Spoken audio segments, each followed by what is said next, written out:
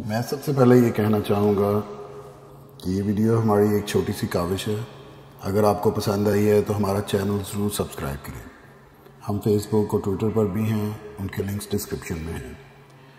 اچھی بات کسی کو بتانا صدقہ جاریہ ہوتا ہے۔ آپ بھی اس ویڈیو کو شیئر کریں، ہو سکتا ہے آپ کے توسط سے کسی مجبور بہن بھائی کا بھلا ہو جائے اور تا قیامت آپ کو اس کا اجر ملتا رہے۔ اس لیے اس ویڈیو کو بہت شیئر کریں تاکہ جو کوئی ضرورت مند ہیں ان تک یہ پیغام پہنچ سکے۔ اور دوستو، اس ویڈیو کو سبسکرائب کرنے کے لیے یہ آپ سبسکرائب پہ کلک کریں گے اور اس کے بعد بیل کے آئیکن پہ کلک کر کے ہمارے چینل کو سبسکرائب کر سکتے ہیں۔ جزاک اللہ۔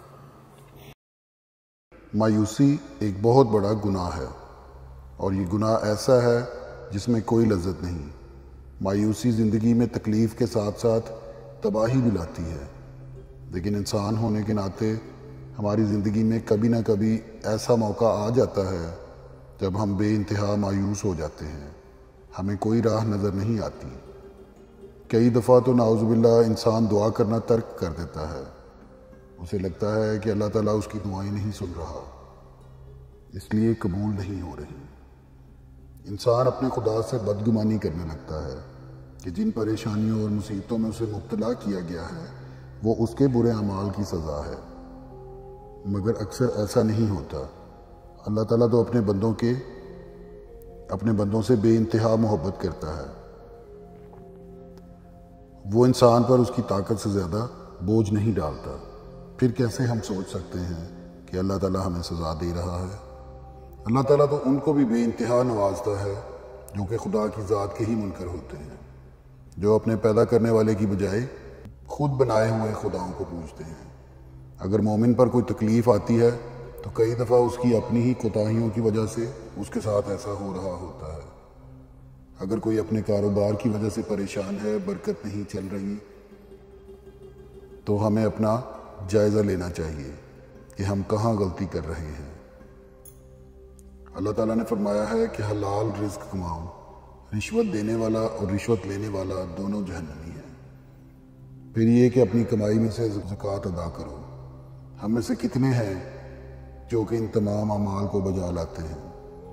اپنے کام کو چلانے کے لیے، کوئی بڑا کانٹریکٹ پانے کے لیے رشوت دیتے ہیں، بجائے اس کے کہ اپنے خدا سے مدد مانگیں، اس کے سامنے اپنی مشکل بیان کریں۔ کئی سوچتے ہیں کہ ہم نے بہت دعائیں کی تھیں مگر قبول نہیں ہوئی، اس لیے یہ قدم اٹھانا پڑا۔ اگر قبول نہیں ہوئی اس وقت تو یقیناً اس سے ہماری ہی کوئی بھلائی ہوگی، اس میں ہماری ہی کوئی بھلائی ہوگی، مگر ہم نہیں سمجھتے یا سمجھنا نہیں چاہتے۔ پھر بیٹیوں کی شادی کا مسئلہ، جو کہ تقریباً ایک عالمی مسئلہ ہی بن گیا ہے کہ رشتے نہیں آتے۔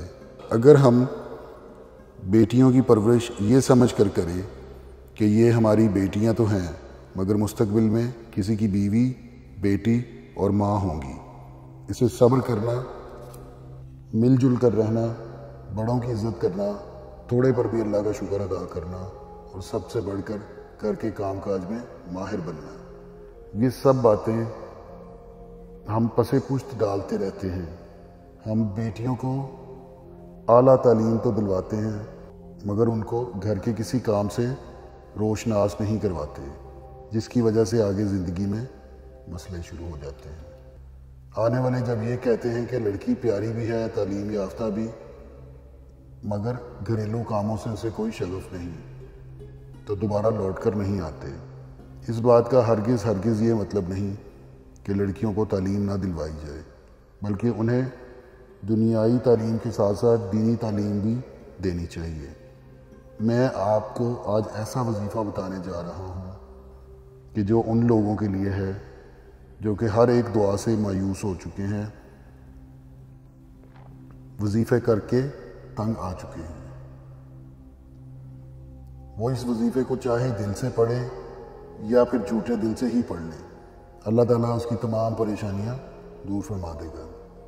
یہ وظیفہ شام کے وقت یعنی مغرب سے تھوڑا پہلے 7 مرتبہ پڑھ لیں۔ وظیفہ یہ ہے: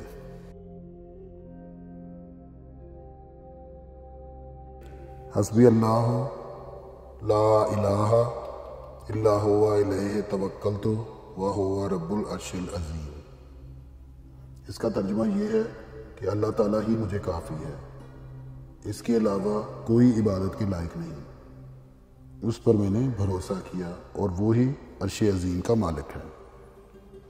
اس وظیفے کو کرنے سے اللہ تعالیٰ آپ کی تمام پریشانیاں ختم کر دیں گے، آپ کے کاروبار میں ترقی اور برکت ہوگی۔ بیٹیوں کے رشتے کے لیے بھی کر سکتے ہیں۔ اگر کوئی کسی موذی بیماری میں مبتلا ہے، اس وظیفے کی برکت سے اللہ تعالیٰ اپنے خاص فضل سے شفا عطا فرمائے گا۔ اور اولاد نافرمان ہے، کسی کہے کار میں نہیں، تو اس وظیفے کی برکت سے فرما بردار ہو جائے گی۔ قرض کوئی بھی مسئلہ ہو، یہ وظیفہ اکثیر ہے، آپ اسے کریں، انشاءاللہ آپ کو فائدہ ہی ہوگا۔ اور کامنٹ کر کے ساتھ ہمیں بتاتے رہیں کہ آپ کا رزلٹ کیسا رہا، کہ آپ کا تجربہ کیسا رہا۔ اللہ حافظ۔